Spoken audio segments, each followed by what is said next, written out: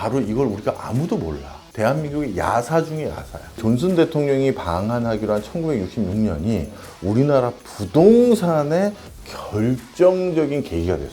그때부터 서울의 본격적인 개발이 시작된 거야.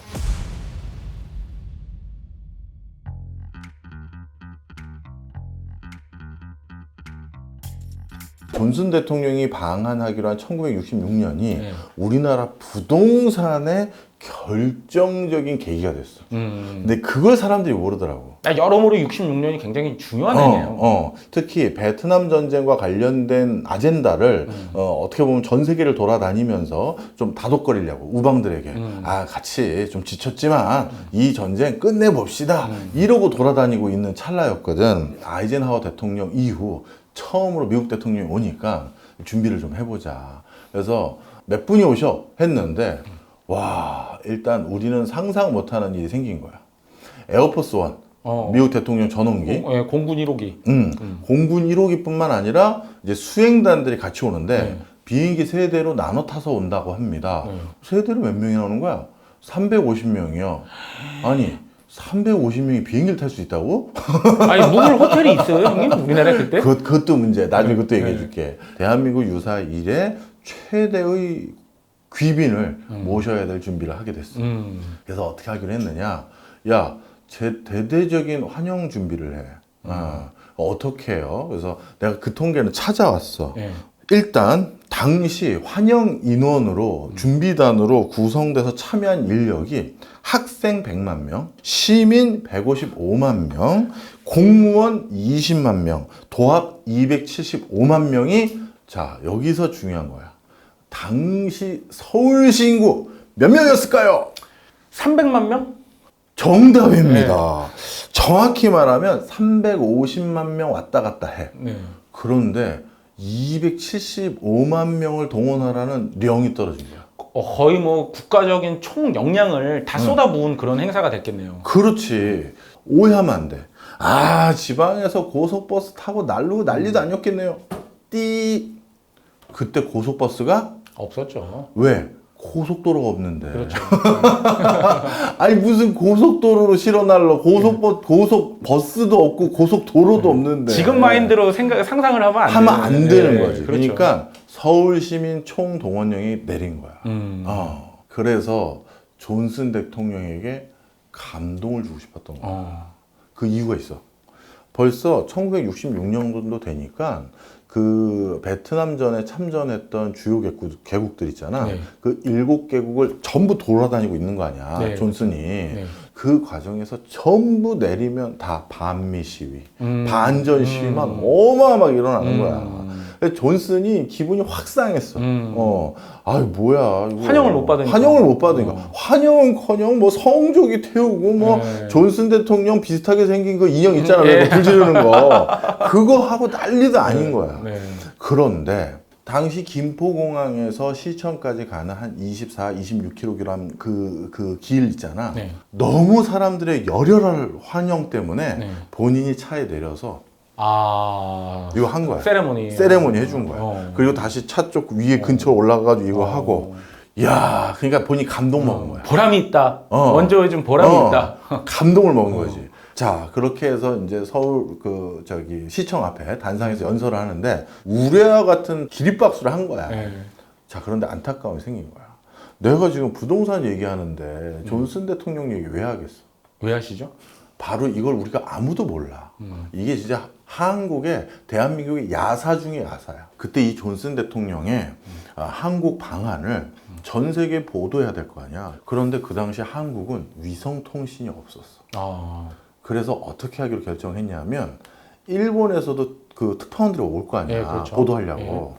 그래서 여기서 찍은 필름을 바로 비행기에 실어서 2시간 떨어져 있는 일본 도쿄 쪽에 보내.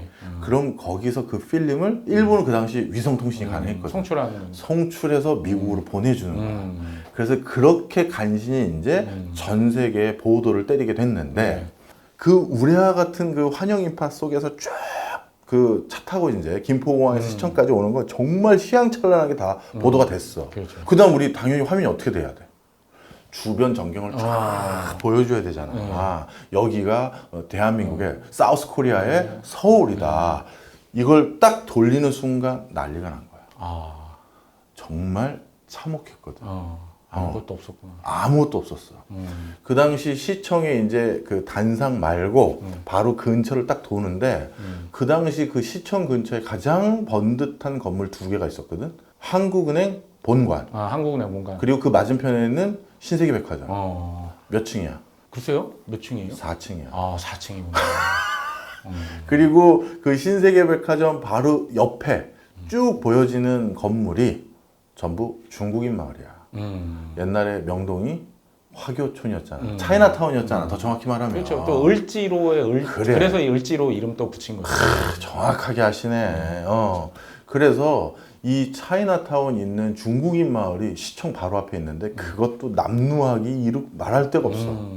그 다음에 멀리 이제 산 중턱을 보여주려고 남산 쪽 중턱까지 딱 보여주는데 내가 지난 시간에 얘기했잖아. 해방촌을 비롯해서 산 중턱까지 판자촌이야. 그래서 당시 카메라가 돌다가 야 이거 안 되겠다. 존슨 대통령 그냥 클로즈업으로 거의 그냥 그 모든 환영 그 식을 끝까지 그냥 그쪽으로만 단상만 비추는 걸로 끝난 거야. 그 당시 또 하나 마음 아픈 게 하나 또 있어. 네. 일본의 보도 논조야. 남대문하고 충무로는 나름대로 잘 사는 그 가옥들이 좀 있어.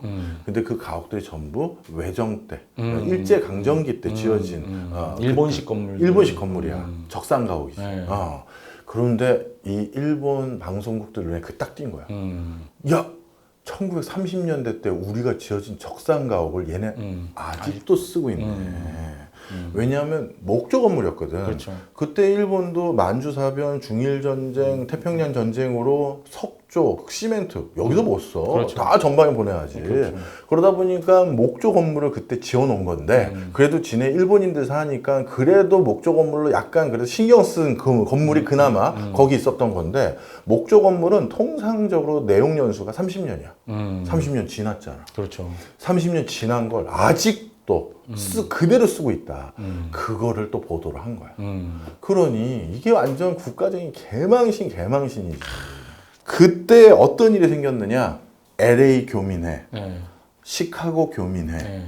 뉴욕 교민회, 그리고 당시 국비 유학생으로 유학 갔던 우리 몇 안 되는 최정예 그 진짜 청년들. 진짜 똑똑한 사람들만 뽑아서 보냈죠. 그럼 그 사람들이 얼굴을 못 들었대. 야, 마음이 아픕니다, 진짜. 니네 나라가 저 정도였어? 여기에서 탄원서를 작성해. 교민 전체에서. 뭐라고요? 청와대에 보낸 거야. 제발 시청 근처만이라도 도시 재개발을 해주십시오. 도시 재건축을 좀 해주십시오. 그게 다 기록으로 남아있어. 너무 창피합니다. 그래서 박정희 대통령이 그때부터 서울의 재개발, 재건축을 중요시 여기 생각한 거야. 그 다음에 중요시는 여겼겠지만 돈 없으면 못 하잖아. 못하죠. 그런데 큰 감동 먹고 간 사람 누구야? 존슨 대통령. 네.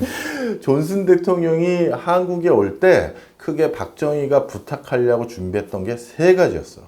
첫 번째는 당시 베트남전에는 베트남 정규군하고 미군 다음으로 가장 많은 병사를 파병한 나라가 한국이야. 우리나라 휴전 상태인 국가잖아. 그렇죠. 이 국가 안보가 위태롭을 수 있다 생각을 한 거지. 맞아요. 그래서 존슨 대통령에게 우리가 군대를 보낸 숫자만큼 주한미군 숫자를 늘려주십시오. 여기는 그래서 전쟁은 아니니 피는 우리가 흘릴 테니 여기 미군이 있다고 하면 안 내려올 거 아니냐. 주한미군을 그 숫자만큼 늘려주십시오. 그게 첫 번째 조건.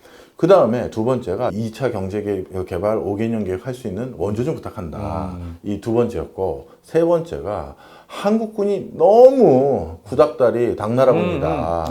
현대식 군으로 바꿀 수 있게끔 그 국방력도 지원을 따로 해달라. 일단 소총부터 바꿨어야 됐잖아요. 그럼 이거 무슨 이것만 안 했을 뿐이지. 거의 뭐 화승총 들고 화승총 수준이지.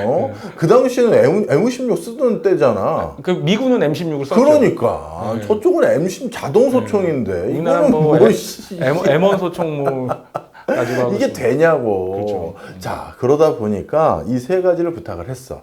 그랬는데 세 번째, 한국군의 현대화는 안 된다. 그거는 용납을 못 한다. 왜냐하면 미국은 어느 나라든 군의 현대화를 지원하는 걸 하려고 하잖아. 그렇죠.